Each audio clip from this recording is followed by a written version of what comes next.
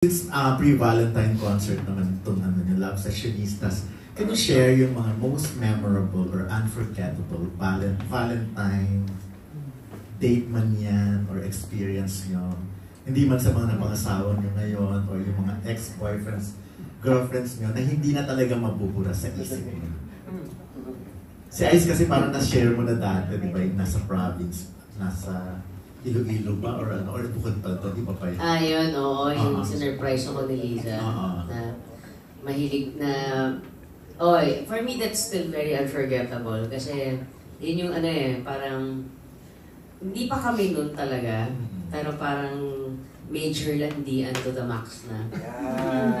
Tapos parang asar na asar ako kasi mag-Valentine's Day nun, syempre yun yung kalakasan ng mga shows natin. So parang that day, nasa Iloilo ko. Tapos nakaplano na ako nung kakantahin ko lahat malulungkot na kanta. Ang asar lang ba sa mga manonood sa akin? Kasi malungkot ako, wala yung kalandian ko. Tapos biglang nag-picture siya ng ganyan, nakalagay, "Welcome to Iloilo." Tapos may picture siyang ganun. Si Tanga, akala ko, nagpunta rin siya dati ng Iloilo, pinapakita niya lang sa akin yung picture. Yung pala nandun siya. Pumunta siya sa Iloilo. So, yun. Yun yung akin. Kayo.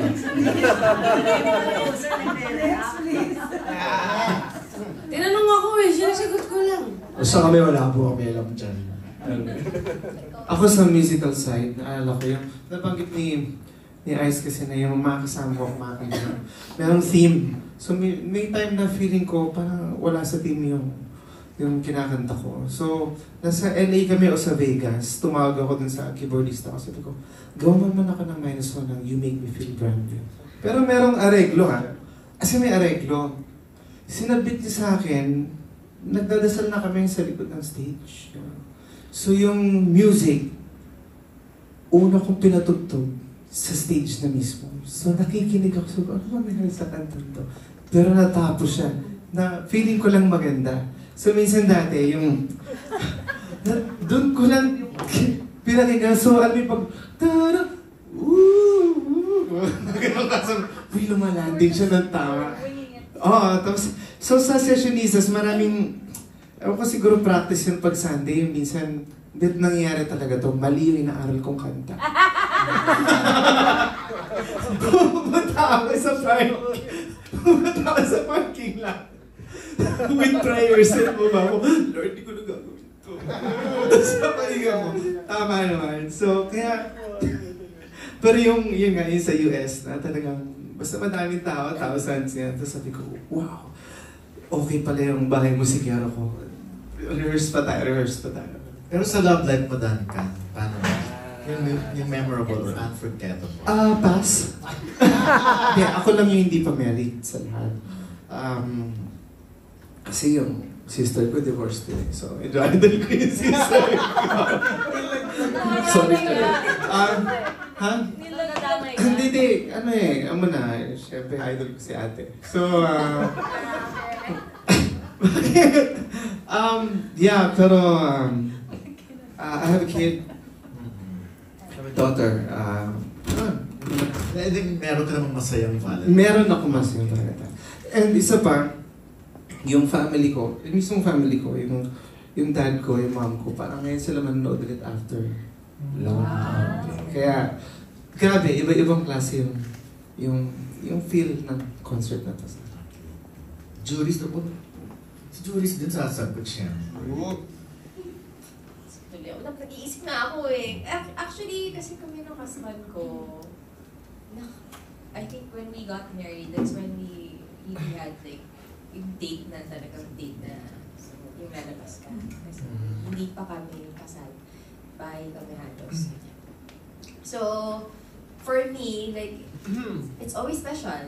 Kasi, especially when we became parents, nagiging special siya because we rarely get to have dates na yung ganyan na klaseng celebration. Kasi maya-maya, pwede tumawag yung anak ko. Minsan nga nagde-date kami, nakabukas yung video. Naka-video call yung anak ko. At least wholesome naman yung day. Yeah, wholesome naman. But siguro, yeah. Sana pa nag-video ko yung anak, what he likes sometimes yung mga ginagawa ko na dati namin yung mga dates is when I come up with a menu sa bahay. Kasi mahilig kami sa ganun na dates, yung mga tasting menu, mga degustation, tasting menu, mga ganun. And then I prepare that for him sa bahay. Bahay na naman tayo. Ayaw na namin lumabas. But no, yung mga favorite namin, hindi naman ako tamad. Nagluto lang ako, tamad pa. Tamad nang lumabas? Sabi ko naman. Pero yun yung mga every date special sa akin. Kahit hindi Valentine's Day. No! Yeah, Ganda I like ng it. hatid nun ah. Oo. Si Julius na yung masaya, di ba? Ikaw naman. Iba rin to. Hindi, ako kasi parang, kasi pag yung husband ko sobrang romantic nun, kasi grabe yun nung naniligawan ako kasi ibang level, kasi effort, yan. Hindi pa uso yung mga proposal, dati gumagawin gano'n na siya. Pero anyway, nung mag-asawa na kami, syempre ako si Miss Practical, ganyan. Nagagalit ako sa kanya pag hindi siya ng bulaklak kasi sobrang mahal ng bulaklak pag Valentine's. So, ganito yung ginagawa namin. Sana hindi pa sayang ng mother-in-law ko yung article niya. So, kasi yung mommy niya, nag-expect niya ng flower. Siyempre, gano'n na eh. Kasi nga yung asawa ko, sobrang yung lambing. So, pag di mo siya binigyan, magtataka siya pag ngayon, New Year, wala. So, sabi ko, ano ba yun, Han? Dalawa pa yung bibilan mo. Si mami tapos ako. Si mami na lang bilan mo. Kasi picture ako na lang. Skills. So, nagpipicture ako. Life hack. Kasi nga, ako naman yung talaga tumatanggi. Kasi sabi ko, ayoko na ng doble gastos. Tapos, flower lang naman yun na malalanta. Diba? At isa pa is, hindi kami lumalabas pag Valentine's Day. Sa bahay lang kami. Kasi ayokong traffic. Tapos ang hirap, diba? Ang hirap magpa-reserve. Sabi ko, Han, bigyan na natin dun sa mga nagliligawan. Bigyan na natin dun sa mga bagets na, nagpapa-impress, ganyan. So, pag kumakain kami sa labas, yung mga alangayan, 10, 12, yung mga ganon. So, Araw ng mga kabit. oo, pero make sure ko nakasama ko siya sa bahay. 5:15, 5:30. Pero may point ka doon na. Sigurado mong kasama mo siya ng araw ng gabi. Then, we make it a point to have the Celebration nun. Ano paano sinaselebrate yung araw nun? Hindi ba meron naman siya na gano'n? sa Sa official 13 life. or 14. Sa side yun, sa mga side check. Yun yung sinasabi. Hindi ka mag-perform nun ah. Para sa mga kabet kung gusto nyo Kunyari sama. pa si Kian, ano? Okay. May jump first date pala. Kunyari si Kian, hindi nyo alam. Ako wala akong maalala. Kasi ako. Sabi ni Gina si JC. Oo. Hindi. Kasi pag Valentine's palagi ako may gig. Yun ang totoo doon. Nasa UP Fair, Magitas. Diba? Ayan, ano yan. Totoo yun. Pero, masayang Valentine's palagi dapat. Diba? Parang, ako, simula dati pa kahit sa pagkabinata, parang looking forward to magdadamihan mo yung pabango ko lalo ng doble pag Valentine's eh. Kasi kumbaga, feel mo talaga yung, ayun. Pero ano eh, parang, inisip ko nga, kanina ko pa iniisip, ano pong memorable na Valentine's, parang hindi ko talaga mahanap.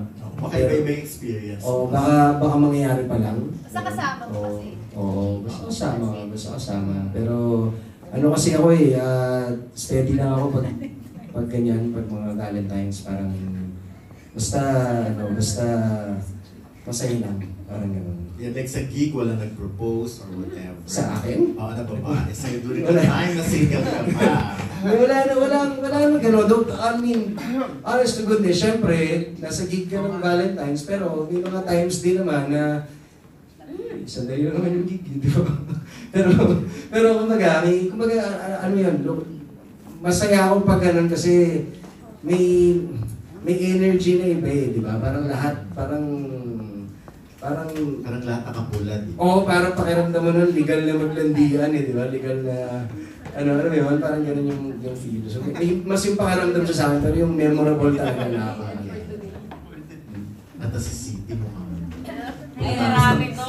Tapos ng experience sa Burgos, di ba?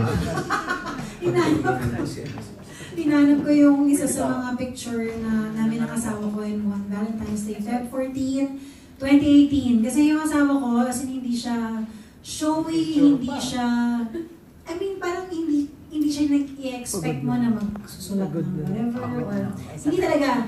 And even ako, hindi ako nag-i-expect ng post na may sasabihin siya about me, kay birthday ko, or whatever. Kasi hindi talaga siya ganon. And kaya pag ginagawa niya, bonggang-bongga yung feeling ko. So, nung isang show namin sa Feb 14 sa Baguio Country Club, kasi doon kami kinasal. So, sumama siya nung kinuha ako to do a Valentine show there. And then, habang nagme-makeup ako, busy ako, nagulat na lang ako na may sinet up siya na Happy V-Day, Chena with roses and chocolates and kineme. At yung pinag-isipan talaga niya. So, yun. Hanggang ngayon, nandito siya sa phone ko at hindi ko siya i-delete kasi pruweba siya na minsan, sweet din siya. Sigurado na yung Burgos. Sigurado na yung... Wala na si Burgos, pero... Ano na ROI na yung wine? ROI na yung Ayan, sinyo. Valentine's? Well, kasi yung asawa ko, sobrang sanay na siya na, kasi with the kind of music that I do, mga love songs, obviously, pagka Valentine's, trabaho ko na yan. Kumbaga, wala akong Valentine's na hindi ako nagtatrabaho. Kasi syempre, yun yung tema eh. Yun yung tema na ano, so palagi ng ano, just like most of us, we're the most sought out artists pagka Valentine's kasi love songs, gano'n. So yung asawa ko, tanggap niya na yun. In fact, ang tawag niya nga sa Valentine's sa National New Volante Day kasi ano yun? There was this one Valentine's na sinadya ko talagang hindi magkumuha ng trabaho. Tapos, ginawa ko, kahit hindi ako nagluto ako sa bahay, nag-set up ako ng maliit na table, and since hindi ako umiinom, ako ng grape juice para kahit pa paano makainom ako or something. Basta nag-set up ako sa bahay namin na kaming dalawa lang sa gitna ng garden namin. Tapos nag-romantic dinner kami din for ano. So, it's nothing special really, but very memorable for me kasi yun nga, dahil dala na rin ng pagkakataon na lagi ako may trabaho, meron akong isang Valentine's na na-i-offer sa kanya. So, very special. Pero umiinom niya si Nyoy dati. Ay, speaking of which, no, si Ice, dahil patunay na rin na talagang matagal na kami magkaibigan, yung asawa ko, nung nagkakaigihan pa lang kami, hindi ko pa masabi sa kanya na gusto ko siya. So, syempre, ang ginawa ni Ice, nagsama-sama kami, kasama yung asawa ko, nag-inom-inuman. Sila lahat nag-iinuman. And since na kumiinom, nilasing ako ni Ice. So, instead na magkaroon ako ng pagkakataon para mas lalo ko makilala yung asawa ko, nalasing na lang ako. So, nung nalasing ako, hindi ako makapag-drive, umuwi ako, doon ako natulog sa tabi ni Ice sa bahay niya. So, pagkagising ko, ba't ko katabi to? Ba't pagkagising mo? Ikaw? So, hindi siya romantic, pero pinapatunayan lang ang tagal na namin magkasama. So, chinek mo kung may suit ka. Sabi ko nga, iba talaga ako mandag mo, pati ako nagalit. Wala na maka-update sa akin. Ayan, thank you very much. Cute lang. Maraming salamat.